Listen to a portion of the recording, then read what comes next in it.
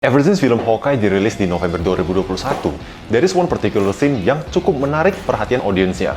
Hal ini gue buktiin sendiri dengan cara yang sangat saintifik, yaitu dengan mendengar opini seorang teman saya yang doyan film superhero. Scene yang dimaksud adalah scene trick arrow atau car chase yang melibatkan sebuah muscle car merah, dimana kalau anda itu doyan otomotif pasti kenal ini mobil apa.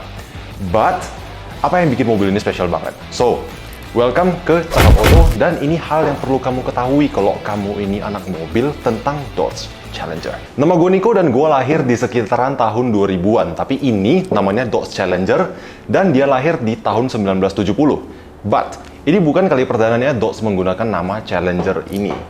Jadi, flashback ke tahun 1959, Dodge pertama kali menggunakan nama Challenger itu sebagai nama dari special package yang mereka tawarin buat Dodge Coronet. Seperti kalau Pajero Sport itu kan ada trim Dakar, jadinya Pajero Sport Dakar. Terus Fortuner ada yang trim VRZ, jadinya Fortuner VRZ gitu. Dan inilah debut nama Challenger di line up-nya Dodge. Jadi jadinya Dodge Coronet Challenger, kurang lebih seperti itu. Oke, balik lagi ke 1970, 11 tahun setelah debutnya nama Challenger ini, akhirnya Dodge kembali pakai nama itu, tapi kali ini bukan sebagai nama special package atau trim apa gitu ya, tapi kali ini sebagai model yang standalone. Dodge Challenger ini adalah respon Dodge terhadap abangnya Ford Mustang yang lahir dari divisi Mercury-nya Ford, yaitu Mercury Cougar. Was it a success? Well, untuk masalah ini sih you be the judge ya. Tapi satu hal yang kita semua bisa agree on itu adalah Challenger ini bisa dibilang adalah effortnya Dodge untuk menargetkan pasar yang agak berbeda, yaitu anak-anak muda era itu yang kalau nyari mobil itu nyari mobil yang sekencang-kencangnya lah gitu. In fact, desainer Challenger ini sendiri adalah Carl Cameron yang nggak lain dan nggak bukan adalah bapak yang ngedesain Dodge Charger di tahun 1966. Bahkan, foundationnya Dodge Challenger ini sendiri sebenarnya diambil dari desain prototipenya Dodge Charger yang tahun itu sih dia agak kurang berhasil sih. Bisa dibilang produk gagalnya lah gitu. Diambil lagi foundationnya, diubah jadi Challenger. Si Challenger ini dikasihlah beberapa pemanis seperti material interior yang lebih mewah, terus sana-sini ada chrome trim, terus nggak lupa juga fitur-fitur standar di mobil Chrysler atau Dodge di masa itu. Ya, karena si Challenger kan ini bawahnya juga pakai unibody-nya Chrysler, jadi ngikutlah teardown semi-elliptical, live rear axle, torsion bar, side impact beam, collapsible steering column, AC, rem hidrolik, power steering, bla bla bla, dan seterusnya. Tapi tentu aja kita tahu kalau audiensnya Dodge Challenger ini bukan orang-orang yang peduli sama hal-hal kayak gitu. Dan seperti halnya elu dan gua, kita tahu di muscle car itu cuman ada satu hal yang kita cari, yaitu speed and power. Dodge Challenger ini dijual dengan 9 opsi mesin. 9, gokil. 9 opsi mesin mulai dari Slant 6-nya Chrysler yang dari 198 cubic inch atau sekitar 3,2 liter. Dan in case kalau kamu belum tahu, Slant 6 itu cuma nama kerennya Chrysler buat mesin inline 6-nya mereka. Nah, dari Slant 6 all the way up to 440 V8 dan maybe yang paling terkenal itu adalah 426 Hemi V8 mereka yang ngeluarin 425 horsepower. Siapa juga ya yang bakal beli mobil ginian tapi pakai inline 6 ya kan? So, di Challenger tahun pertama itu kamu bisa dapetin opsi V8-nya di trim RT, R/T, makanya kita mengenal namanya Dodge Challenger RT gitu. Dan pada dasarnya RT ini adalah performance package-nya Dodge Challenger, di mana dia adalah singkatan buat road/track gitu. Di trim ini kamu bisa ngedapetin either mesin Hemi V8 426 tadi atau 440 V8 6-pack. Dan menariknya, meskipun mesin 426 Hemi V8-nya itu lebih terkesan cool dan desirable, performa real life-nya baik yang Hemi maupun yang 6-pack itu sebenarnya hampir imbang. Dan in the hand of good driver, bahkan 440 6-pack-nya itu bisa aja ngalahin Challenger yang udah bermesin Hemi. Dengan 0 to 60 6-pack-nya itu di sekitar 6 detik, dengan quarter mile di 13,6 detik at 104 miles per hour.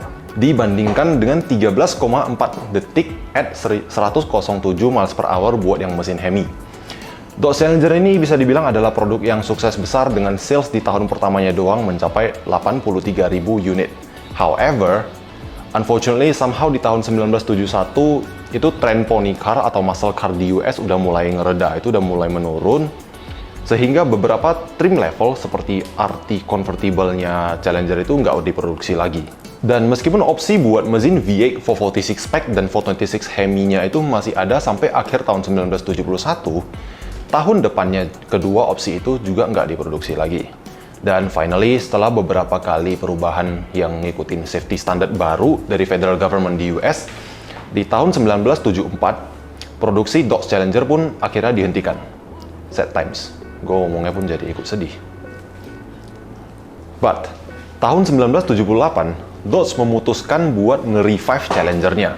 Dan kali ini, get ready for a treat, karena Dodge Challenger kita kali ini itu yang tahun 1978, basically adalah Mitsubishi Galant yang diimport dari Jepang dan di-rebatch jadi Dodge Challenger.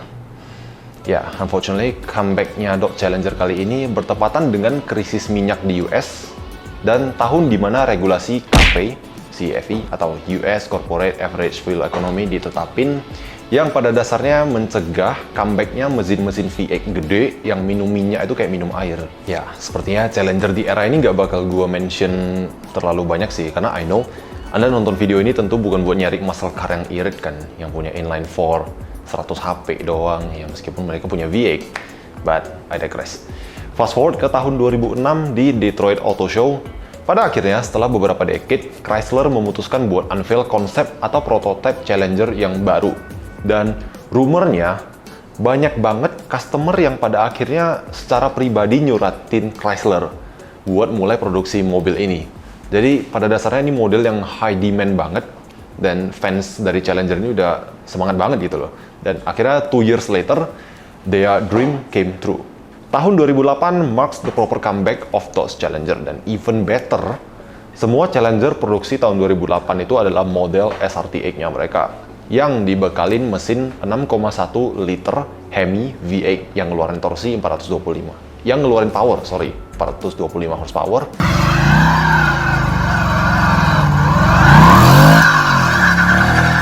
Dan torsi 420 pound-feet. Atau mungkin biar lebih familiar sama kalian itu, torsinya kurang lebih satu setengah kalinya Yaris GR lah. Challenger SRT8 yang baru ini juga punya figure 0 to 60 di 4,8 detik dan quarter mile drag di 13,3 detik at 108 miles per hour. Well, over the years, perkembangan Challenger yang tahun ini nggak gitu menarik sih, to be honest. Dan maybe yang worth mentioning itu di tahun 2011, Dodge ngeluarin varian mesin Hemi 6,4 liter dengan power output 470 dan torsi 470 pound-feet juga. Selebihnya ya ada dikeluarin beberapa trim baru, bla bla bla, standard practice lah di dunia permobilan gitu, di bisnis mobil. Until tahun 2015 kita kenal yang namanya Dodge Challenger Hellcat. Hellcat ini bisa dibilang versi gilanya Challenger, di mana versi ini dapat upgrade ke mesin 6,2 liter V8 Hemi supercharged dengan power output 707 horsepower.